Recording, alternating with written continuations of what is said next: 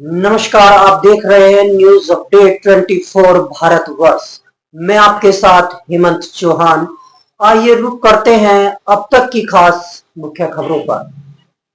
Budget में एक और चीज का प्रावधान किया गया है कि प्रदेश के अंदर आउटसोर्सिंग से जुड़े हुए जितने भी कार्मिक होंगे उनकी न्यूनतम मजदूरी को सुनिश्चित करने के लिए प्रदेश के अंदर हम लोगों ने एक व्यवस्था की है कि वह एक व्यवस्था के साथ हम लोग करने जा रहे हैं कि जिससे एक हम लोग प्रदेश के अंदर ही उस प्रकार की एक व्यवस्था करेंगे कि जिससे न्यूनतम पारिश्रमिक उन कार्मिकों को 16,000 से लेकर के 18,000 के दायरे में सीधे उनके अकाउंट में मिल सके। और इसके लिए एक निगम का गठन करने के बाद इस कार्यक्रम को सीधे राज्य सरकार अपने माध्यम से उसको संचालित करेगी। आउटसोर्सिंग की कोई भी कंपनी होगी केवल सेवा के रूप में, आउटसोर्सर के रूप में जो शुल्क उसका होगा उसको राज्य सरकार अलग से अदा करेगी, लेकिन धनराशि ये पूरी की पूरी कार्मिक के खाते में जानी चाहिए। इस योजना के इसके साथ हम लोग जोड़ने जा रहे हैं।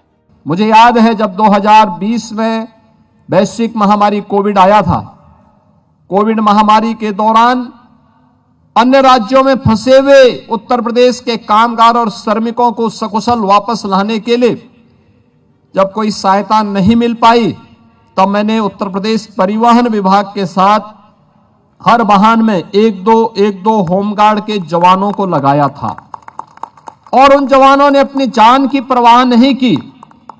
प्रदेश के एक एक व्यक्ति को बचाने के लिए उन्होंने वहां पूरी निष्ठा के साथ योगदान दिया था। तब मैं यहां पर पहली बार होमगार्ड स्थापना दिवस के कार्यक्रम में आया था और तब मैंने उस समय कहा था कि प्रत्येक उस जवान के लिए जो जवान किन्हीं कारणों से सेवा काल के दौरान बलिदान हो जाता है, उसके परिवार के आश्रित को 5 लाख रुपए की अनुग्रह राशि हम लोग उपलब्ध करवाएंगे।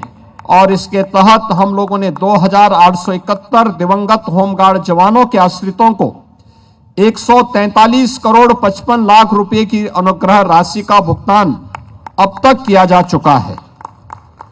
दैनिक होमगार्ड जवानों की बेहतरी के लिए उनके दैनिक भत्तों और प्रशिक्षण भत्तों में वृद्धि किया गया है और अंतर जनपदीय भत्ते को भी बढ़ा करके अब 4 गुना कर दिया गया है। हमारी सरकार होमगार्ड स्वयंसेवकों की अच्छे टर्नआउट को देखते हुए सर्वप्रथम 3,000 रुपए प्रति 3 वर्ष में ऑनलाइन भुगतान किए जाने की व्यवस्था भी उनके लिए की गई है। प्राथमिकता में होमगार्ड विभाग के अपने कार्यालय और आवासीय भवनों की भी व्यवस्था, यह हम लोग प्राथमिकता के आधार पर आज आगे इस कार्य को भी आगे बढ़ा रहे हैं। इसी का परिणाम है कि आज विभाग के पास 44 कार्यालय अपने भवनों में संचालित हैं। 9 कार्यालय भवन और मुख्यालय परिसर में कर्मचारियों के आवास के लिए G+11 बहुमंजिला भवन का निर्माण कार्य भी अब प्रगति पर है। दुर्घटना में दिवंगत होने वाले होमगार्ड के आश्रितों को विभाग और विभिन्न बैंकों के साथ सामंजस्य स्थापित करते हुए दुर्घटना बीमा के रूप में अब 35 से 40 लाख रुपए की आर्थिक सहायता भी अब उपलब्ध करवाई जा रही है। होमगार्ड के जवानों के कल्याण के लिए सरकार पूरी तरह संकल्पित है।